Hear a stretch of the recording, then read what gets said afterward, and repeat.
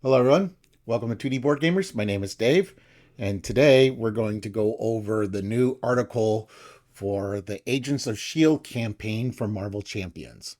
Now, I have not read through this article yet, but I kind of glanced at the beginning and realized that this is a campaign scenario driven article. So that is why Dirk is not here. Dirk does not like to know in advance the scenarios. Um, so when they do, but lately they've been doing several articles. They'll be doing more scenario articles, and they promise an article about the two heroes in this pack, Maria Hill and Nick Fury, both two amazing allies that we had since the Corp game. So when they do an article that details some of the cards for Maria and Nick, I will do that article with Dirk. And then when they do more scenario driven articles, I will review them with just myself. All right. So let's get to the article. So, Agents of S.H.I.E.L.D. Um, we are Agents of S.H.I.E.L.D. Our justification is the planet, Maria Hill. Heroes come in all shapes and sizes. Some can fly, some can shoot energy from their hands, and some are just really, really strong. But there are some heroes who don't wear capes. Heroes who stay out of the spotlight, working tirelessly behind the scenes to keep the world safe from covert threats. These are the Agents of S.H.I.E.L.D. Fantasy Flight Games is proud to announce Agents of S.H.I.E.L.D., the 8th campaign expansion for Marvel Champions, the card game. This campaign expansion takes us away from the flashy final battles of the Avenger level threats and instead focuses on the efforts of S.H.I.E.L.D. as they combat the forces trying to manipulate the world from the shadows, including a traitor within their own agency. Agents of S.H.I.E.L.D. come with 5 brand new scenarios, and just like with all the other campaign expansions, you can play each of these scenarios individually or sequentially as part of the larger campaign. This box also kicks off a new wave of playable heroes for the game, beginning with Maria Hill and Nick Fury, both of whom come with fully pre-built and ready-to-play decks from the get-go. Today, we are providing a first look at the scenario content for this expansion. We'll go over the heroes in the near future. So without further ado, let's take a look at the story of Agents of S.H.I.E.L.D. Okay, we have a card fan. So that's good. So we got Black Widow here, and Batroc, M.O.D.O.K. Okay. A plot unfolds. The story of Agents of S.H.I.E.L.D. begin with a mystery. A string of inhuman kidnapping has been plaguing the country, and Sarah Garza, a S.H.I.E.L.D. computer specialist, is the latest victim. Oh, that's okay. So that's the card up there. Um, The dastardly super scientists of AIM are behind the kidnapping, but Maria Hill suspects a rat in the S.H.I.E.L.D.'s executive board may be involved as well. With all that in mind, you and your fellow heroes need to head to a subway tunnel to confront the first obstacle in solving this crisis. Yelena Belova, also known as the Black Widow. So we've got her card here. I'm not going to click on the link because it's right here. So this is the level 1 Black Widow. Scheme 2, attack 1. She's a spy. Force interrupt. When a character you control attacks Black Widow, remove 1 threat from the main scheme, ignoring any crisis icons in play. Discard the top card of the encounter deck and resolve each preparation ability on that card. Oh, interesting. So you get to remove a threat, but then there's a preparation on the encounter cards. Oh, that's kind of cool. We'll hopefully see an example of that. Um, a skilled spy and a lethal assassin, Belova wields a similar array of gadgets and techniques to her heroic Black Widow. Whenever someone attacks Belova, a threat is removed from the main scheme, which seems like a good thing, except it can trigger one of Black Widow's traps. Each attachment, minion, and treachery in her signature encounter set has a preparation effect that can be triggered by Black Widow's ability. This means attacking her while there's threat on the main scheme comes at some serious risk. At best, an aim grunt might just dive in the way and take the hit instead. While at worst, you could find yourself entangled in a stun net or even counterattacked by acrobatics. Fortunately, Black Widow's ability only triggers when there is threat for her to remove, which means if you keep the main scheme clear, you should be safe to focus your attacks on her and bring the super spy down. All right, let's take a look at those cards. All right, so we got an aim grunt as a minion, of course, 1/1, 5 hit points, aim guard. It's got a preparation effect. Put this minion into play, engage with you. Then resolve this attack against aim grunt instead. So instead of taking her, he jumps in the way. All right. Stun net. Attach your identity. Attached character cannot attack. Hero action. Exhaust a character you control. Discard. Any player may trigger this ability. Okay, that's nice. Preparation. After this attack, attach this card to the attacking character. Okay, so the attack goes off, but then you get stunned. And then you can't attack anymore. But it's nice that somebody else can exhaust to remove your stun net. Attack acrobatics. When revealed, if you are in alter ego form, change to hero form. Then Black Widow attacks you. Give her an additional boost card for this attack. Ooh, that could be really annoying. Especially if you went down to heal. Preparation. Prevent all damage from this attack. In expert mode, deal that much damage to the attacking character. Oh, wow. Okay, so that's Batroc. All right. So it looks like this is, so I think this is scenario 1. Yeah, so this is scenario 1, Black Widow. And then it says after, so this must be scenario 2 here. So we got Batroc. One scheme to attack Batroc's brigade, mercenary. This is side A. After Batroc attacks, place 1 threat on alert level. Force interrupt. When Batroc would be defeated, reset his hit points to 8 instead. Then remove 6 threat from the main scheme. Oh, interesting.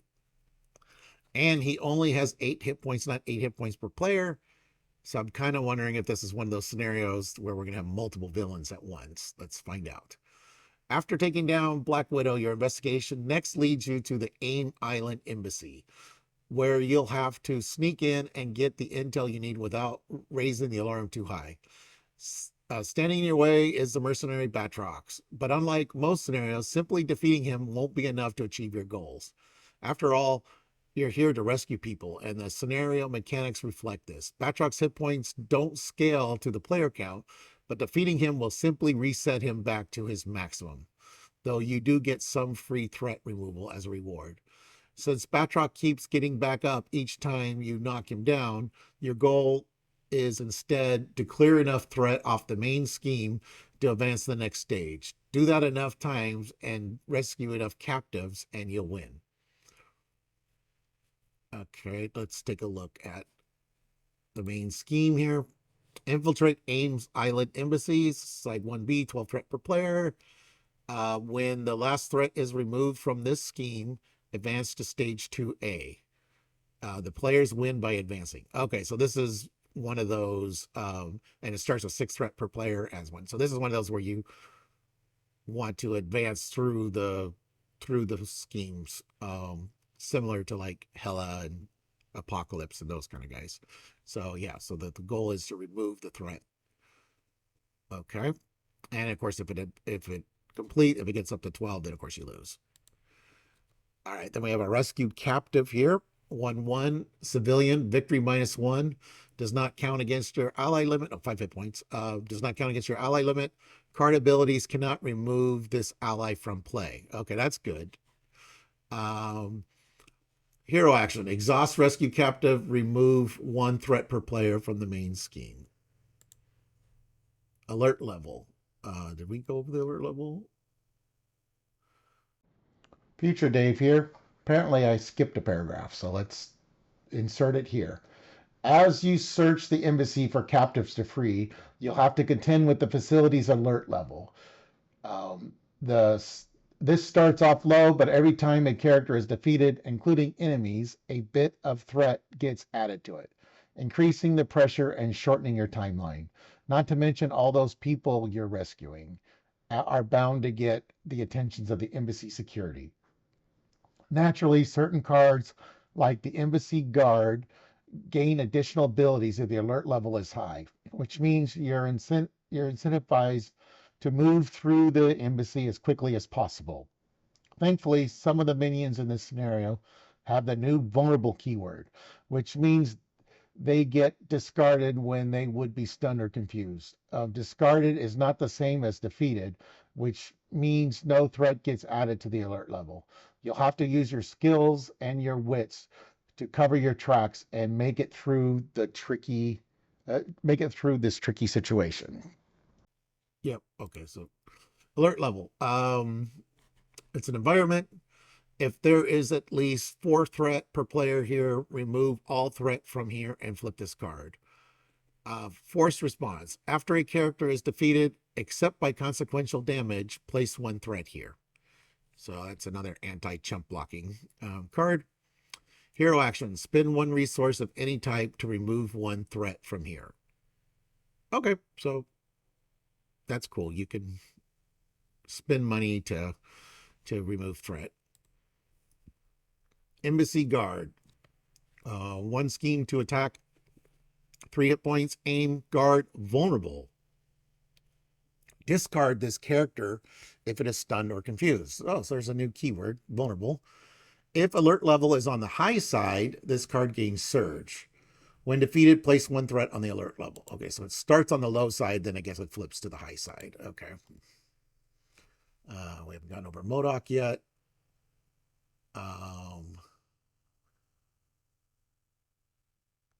All right, so we have M.O.D.O.K here, who is another AB side A, side B villain, it looks like. Oh no, M.O.D.O.K is another scenario. Oh yeah, that's Batroc.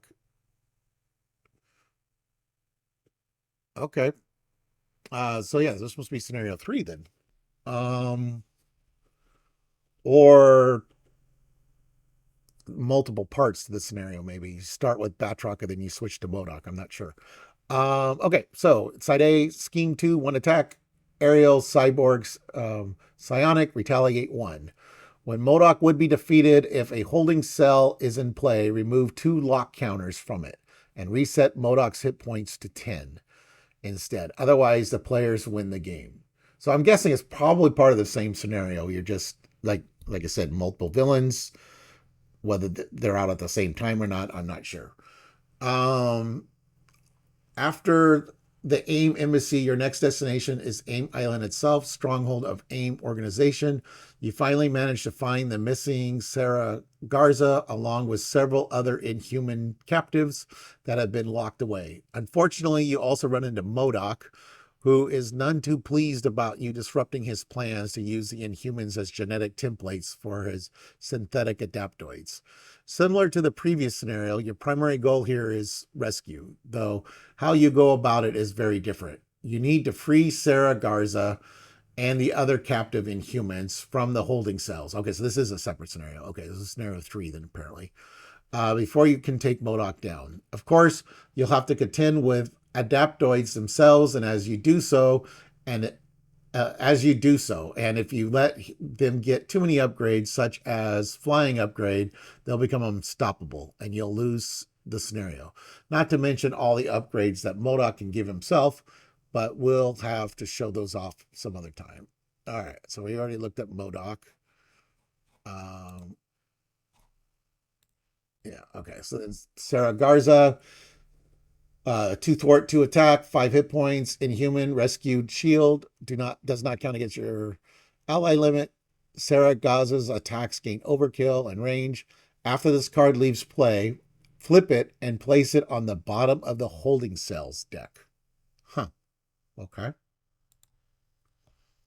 Flying inhuman, 2 thwart, 1 attack, aerial inhuman, rescued, 5 hit points, does not count against your ally limit. After this ally thwarts, remove 1 threat from another scheme. Force response. After this card leaves play, flip it and place it on the bottom of the holding cell deck. Holding cell. It's an environment. Enters play with 2 per player lock counters on it. When the last lock counter is removed from here, flip this card and put Sarah Garza into play under any player's control. Hero action. Spend a wild resource or three resources of any type to remove one lock counter from here. Okay, so you have to work your, you have to spend a bunch of resources to get rid of the lock counters. Okay. Adaptoid. 1/1, 5 hit points. Uh, check adaptoid environments for modifiers to these values. So that's they got stars. When defeated, remove one all-purpose counter from an environment. Uh, and as a boost, after this activation, shuffle Adaptoid back into the encounter deck. Flying upgrade. Each Adaptoid gets +1 scheme, gains Insight 1, and gains the aerial trait. Okay. Right. A thundering conspiracy. Okay, so we got the Thunderbolts here. After freeing the captive Inhumans, you return to DC for some well-deserved rest. Unfortunately, the mole in the executive board has made their move, marking you as rogue agents. Now you must face off against a group of superpowered foes sent to arrest you, the Thunderbolts, led by Citizen V. While not technically a multi-villain scenario, the Thunderbolts absolutely take you on as a team. During setup, you choose a number of Thunderbolt themed modular encounter sets equal to your player count +1. And each one of these encounter sets comes with an elite Thunderbolt minion that you have to contend with before you take on Citizen V himself. Not only does the main scheme apprehend rogue agents, give each Thunderbolt minion guard, but Citizen V himself also can't be defeated until you get enough of his cronies into the victory display.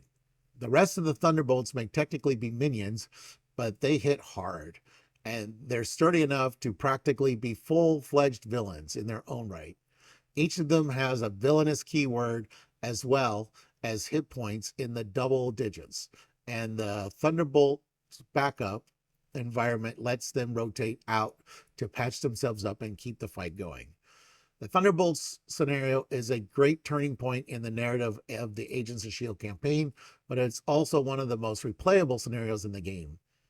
The box comes with 6 different modular sets featuring Thunderbolts that you can use for this scenario as well as other scenarios. They're all still modular encounter sets after all.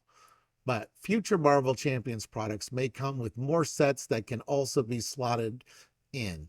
Any modular encounter set that features an elite Thunderbolt minion can qualify for this scenario, allowing all sorts of customizations and ensure that no two face-offs against this team are alike. By now, you may be wondering who the villain is for the 5th and final scenario of Agent S.H.I.E.L.D. Unfortunately, that information has been redacted. You'll have to wait to see who it will be. Okay, so we get to see the first 4 scenarios. That's cool. Let's take a look at these cards here. So let's look at Citizen V. All right, so Citizen V. He is side A here. 2 scheme, 2 attack. He's a Thunderbolt. Citizen V cannot be defeated unless there is at least 1 Thunderbolt per player. I said investigator, I think, earlier. 1 Thunderbolt per player, minions in the victory display.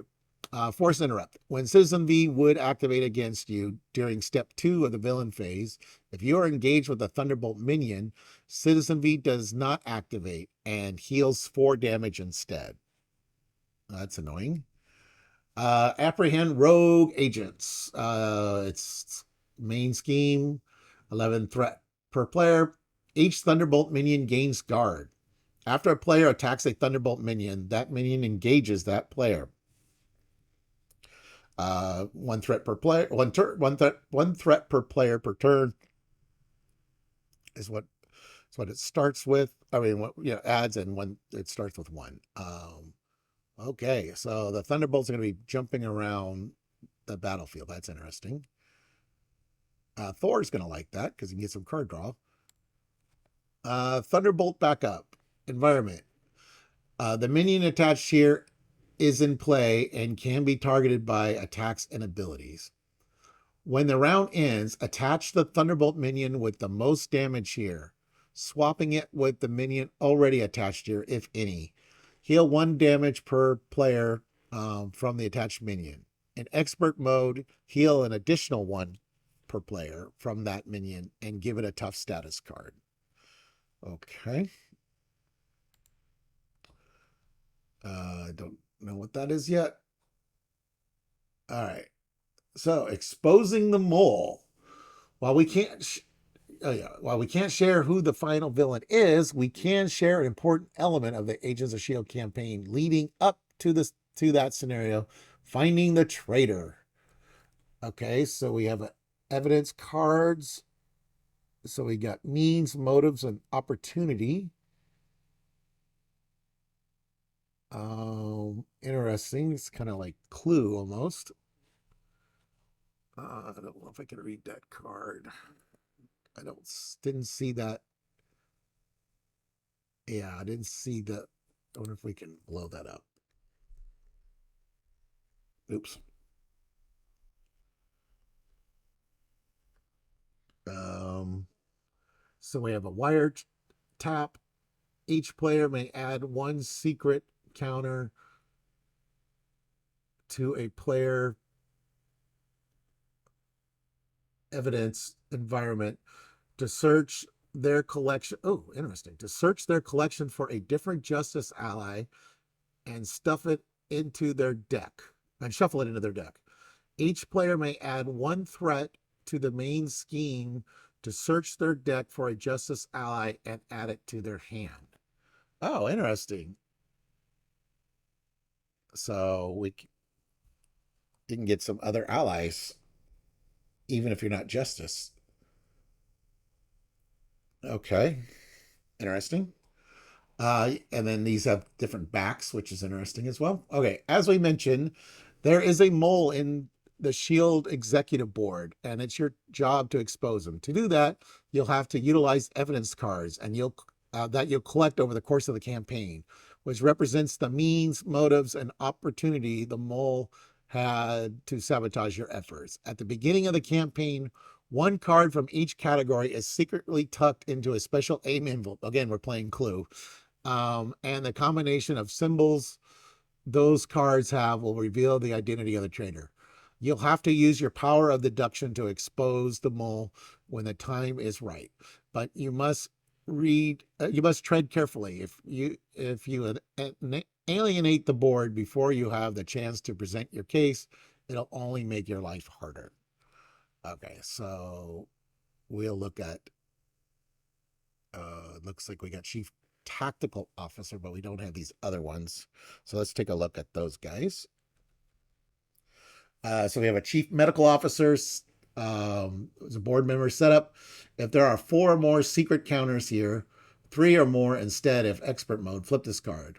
Hero action, spend 2 energy resources, remove 1 secret counter from here, then heal 1 damage from a friendly character. Chief Surveillance Officer, board member setup. If there are 4 more or 3 or more in expert, spend 2 mental, remove 1 secret counter from here, then remove 2 threat from a scheme. Chief Tactical Officer setup, same first paragraph's the same. Spend 2 strength resources, remove 1 secret counter from here, then deal 2 damage to an enemy. Okay. All right, so each member of the executive board is represented by their own double-sided card, which are always present during the Agents of S.H.I.E.L.D. campaign. Certain scenarios or campaign effects can add secret counters to a board member, representing the subtle manipulations of both aim and the traitor as they try to turn the board against you.